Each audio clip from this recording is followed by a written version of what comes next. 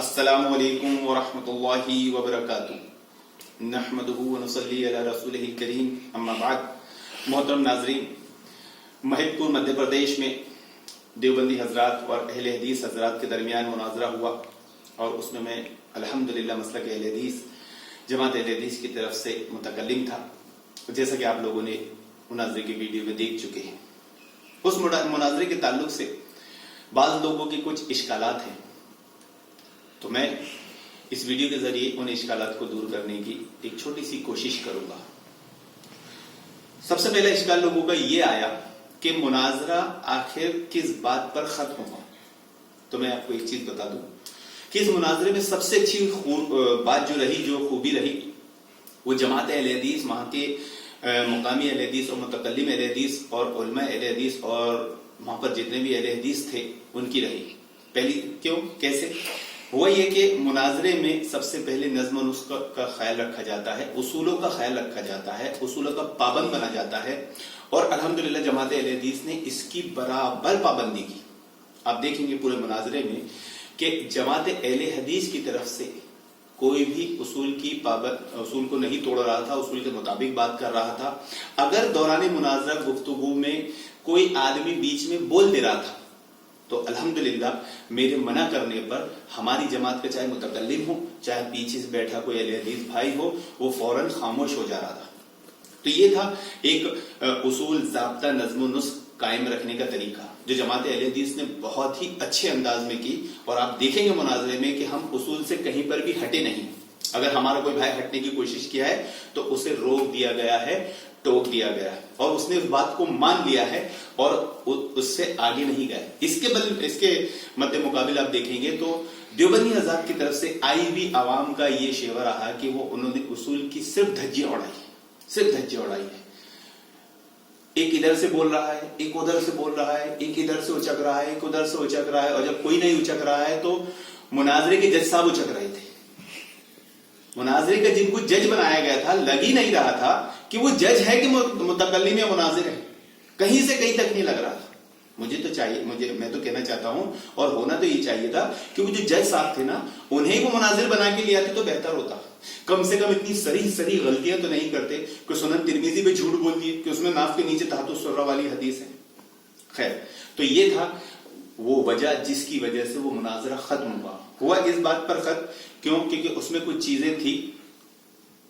پہلی چیز یہ تھی کہ کوئی اصول ضابطے کا خیال نہیں رکھا جا رہا تھا، نظم و نسق نہیں تھا. ایک چچا کوئی پیچھے کھڑے ہوئے تھے، پتہ نہیں ان کو کیا جوش آ رہا تھا. وہ متکلم نہیں تھے لیکن وہ جیسے ہی میں کچھ بولنے کھڑے ہوتا تھا وہ پیچھے سے بولنا شروع کر دیا کرتے تھے. شاید انہوں نے ٹرین کر کے لائے ہوں گے. جیسے کہ دیوبندیوں کا شیوا ہوتا ہے کہ ان کے پاس دلائل نہیں ہوتے تو مناظرے میں خلطے بحث کرتے ہیں اور بحث کو لمبا کرنے کی کوشش کرتے ہیں، سمیٹتے نہیں. تو کوئی ادھر سے بول دے رہا ہے، کوئی ادھر سے بول دے رہا ہے، اور آخر میں یہی ہوا کہ جب ان کے جج صاحب نے، جو مناظر و متکلم تھے، جج تو کم تھے، ان کو فیصلہ کرنا تو آتا نہیں، پتہ نہیں آخرت میں اللہ تعالیٰ کو کیا جواب دیں گے. انہوں نے جب یہ بات کہی کہ اگر حبیب الرحمن اعظمی کی تحقیق شدہ مصنف ابن ابی شیبہ میں تحت السرہ کے الفاظ نہیں ہیں تو یہ کتاب 1 ہفتے میں بلائی جائے گی. تو اس سے لوگ یہ سمجھے وہاں پر موجود کہ مطلب اب 1 ہفتے بعد مناظرہ ہوگا. وہ کتاب آ جائے گی، اس میں الفاظ دیکھے جائیں گے، نہیں ہوگا ان کی چوری پکڑی جائے گی. تو یہ گہما گہمی، اور وہاں ایک آدمی ادھر سے کھڑا ہو جا رہا ہے، ایک آدمی ادھر سے کھڑا ہو جا رہا ہے، کسی کو سمجھتا تو ہے نہیں. ان کی وہاں کسی کو سمجھتا ہی نہیں تو بیچاروں کو کیا اصول ضابطے قاعدے معلوم پڑیں گے، جس میں آپ دیکھیں گے کہ ہم تو سب کھڑے رہ کے دیکھ ہی رہے تھے، لوگوں کو خاموش کرا رہے تھے. ہم کچھ بولے اتنی دیر میں 4-5 لوگ بولنا شروع کر دے رہے تھے. پھر اس میں ایک رپورٹ یہ بھی لگی کہ وہاں اتنے لوگ جمع ہو گئے تھے اور جہاں ہمارا مناظرہ ہونا چاہیے تھا، جہاں مناظرہ ہونے والا تھا، وہ جگہ پر اس جگہ والوں کے گھر میں کسی کا انتقال ہو گیا تھا، جس کی وجہ سے جگہ کو تبدیل کرنا پڑا.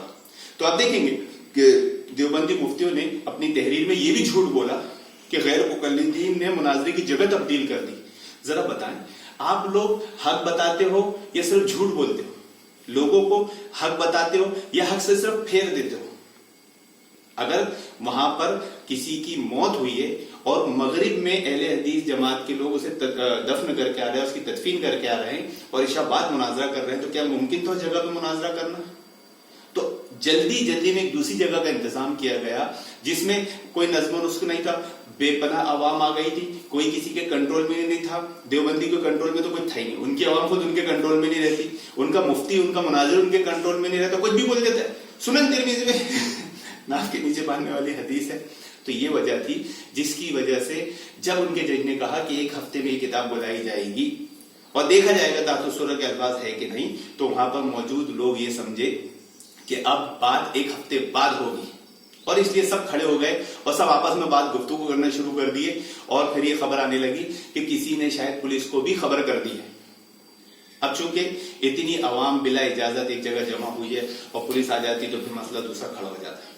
तो वहां मौजूद लोगों को जिसको जो समझा उसने वो इकदाम किया। जब हमने देखा कि यहां तो अब कुछ बचा ही नहीं है, किसी के पैर में किसी का जूता नहीं आ रहा है, तो हमने सलाम दुआ कर कर वहां से आफियत के साथ निकलने में, और ये अल्लाह ताला का बड़ा रहम करम है कि ऐसे गहमा गहमी वाले मुनाजरे में तमाम मामला आफियत के साथ अंजाम पाए और इस तरह बात वहां खत्म हुई। तो इसका दूसरा पार्ट जो बनेगा वो यही बनेगा कि उनके मुनाजरे के जज साहब, जो जज कम मुनाजिर मुतकल्लिम ज्यादा दिख रहे थे, वो मुसन्नफ इब्न अबी शैबा हबीबुर रहमान आदमी, जो मक्का से छपी हुई किताब है जिसकी तहकीक हनफी अलिम ने किया है, जिसमें ताहत सूरह के अल्फाज नहीं है, वो बुलाएंगे और देखेंगे कि उसमें ताहत सूरह के अल्फाज है कि नहीं, और जब उसमें नहीं दिखेंगे या उसमें होंगे तो सच झूठ का फैसला होगा। अगली गुफ्तगू तब शुरू होगी। इस बात पर मुनाजरा वहां खत्म हुआ। तो ये थी मुख्तसर रुदार। उम्मीद करता हूँ आपको बात समझ में आई होगी। अल्लाह रब्बुल आलमीन से दुआ कि अल्लाह रब्बुल आलमीन सबको हक समझने, हक फैलाने की नेक तौफीक अता फरमाए। आमीन या रब्बुल आलमीन।